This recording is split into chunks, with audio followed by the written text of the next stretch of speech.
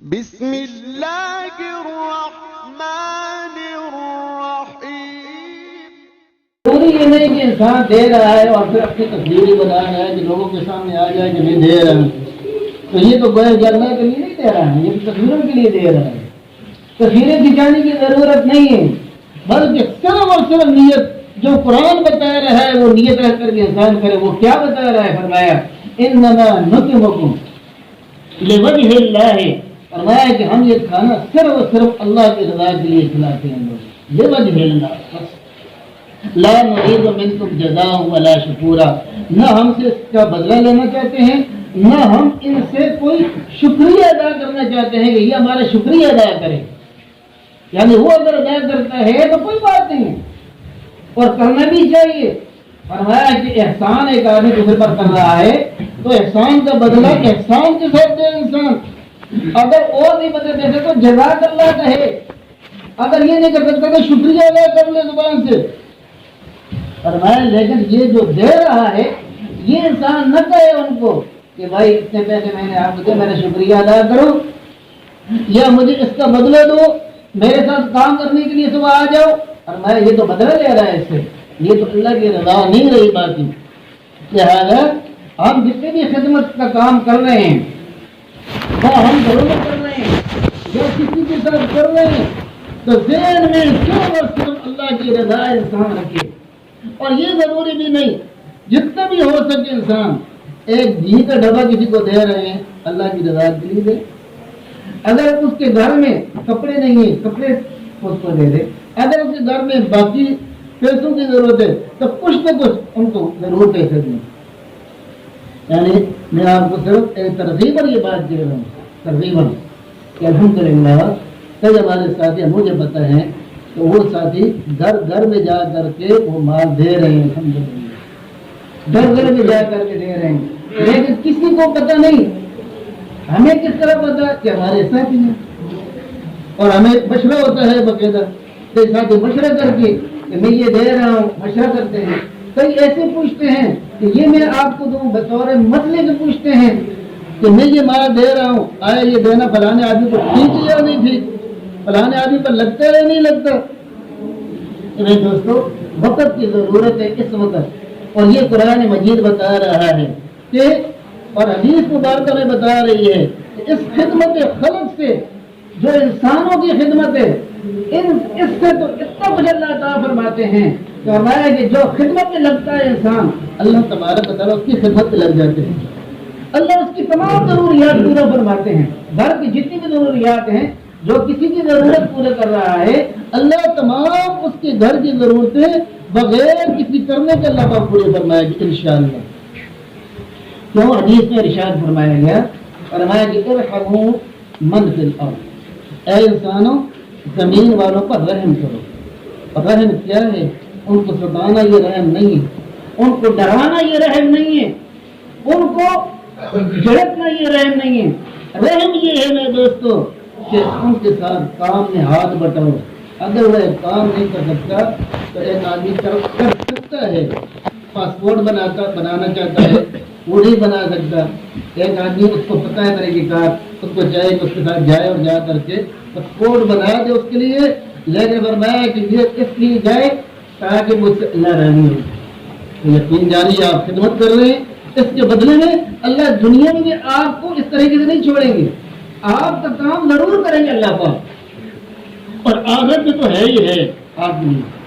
ایک آدمی ضرورت مند ہے، آپ کو پتا ہے کہ کھانے کے لیے وہ مزدور تھا، نہیں کر رہا مزدوری، ظاہر بات ہے کہ مانگ بھی نہیں رہا، تو ایسے آدمی سے تو پیچھے پیچھے جا کر کے اس کی خدمت آپ کریں کیونکہ مانگ نہیں رہی ہے، اور آپ کو پتہ ہے مجھے پتہ ہے کہ اس کے گھر میں کھانے کے لیے کچھ نہیں ہے، تو پھر میرے دوستوں جا کر کے دکان سے خود کچھ چیزیں لے کر کے اس کے گھر میں جا کر کے دو، اور اس کو یہ بھی نہ کہو کہ تم میرا شکریہ ادا کر، اس کو یہ بھی نہ کہو کہ تم مجھے اس کا بدلہ دے، بلکہ اس کا بدلہ کس سے ہم نے لینا ہے؟ اللہ تبارک و تعالیٰ سے۔ حدیث میں ارشاد ہے، آپ صلی اللہ علیہ وسلم کی حدیث مبارکہ ہے، ایک عورت جا رہی ہے راستے میں، اور یہ عورت کوئی ایسی عورت نہیں جو زیادہ نفل پڑھنے والی ہے، جو زیادہ فرض پڑھنے والی ہے، ایک بدکار عورت ہے، بدکارہ وقت کے لحاظ سے. راستے میں دیکھا ایک کتا مر رہا ہے، پیاس کی وجہ سے کتا مر رہا ہے، پیاس کی وجہ سے. تو نے دیکھا پیاسا ہے یہ کتا، اپنا دوپٹہ اتارا اور پھاڑ کر کے اپنا جوتا اس سے باندھا اور باندھ کر کے جوتا کوئی میں لٹکا کر کے پانی نکالا اور اس کتے کو پلایا. اس کتے نے تو کیا شکریہ ادا کرتا تھا، لیکن یہ اللہ پاک کے عمل کو دیکھ رہے تھے. فرمایا اللہ تبارک و تعالیٰ اس کے بدلے میں اس کو جنت نصیب فرمائیں گے. ایک مخلوق پر اس نے رحم کیا ہے، اور مخلوق بھی ایک عاجز مخلوق ہے، بات بھی نہیں کر رہی، اس پر اس نے رحم کیا ہے. اور یہ مخلوق جو اللہ پاک کی مبارک مخلوق، نبی کریم صلی اللہ علیہ وسلم کی امت مخلوق، فرمایا کہ مانگنا نہیں چاہیے، ضرورت کے وقت مانگ لے تو کوئی حرج بھی نہیں ہے. لیکن فرمایا کہ آدمی کو پتہ ہے، اس کو چاہیے کہ ایسے آدمیوں کی، ایسے افراد کی ایسی خدمت کرے جس خدمت کی وجہ سے اللہ تبارک و تعالیٰ ہم سے راضی ہو جائے.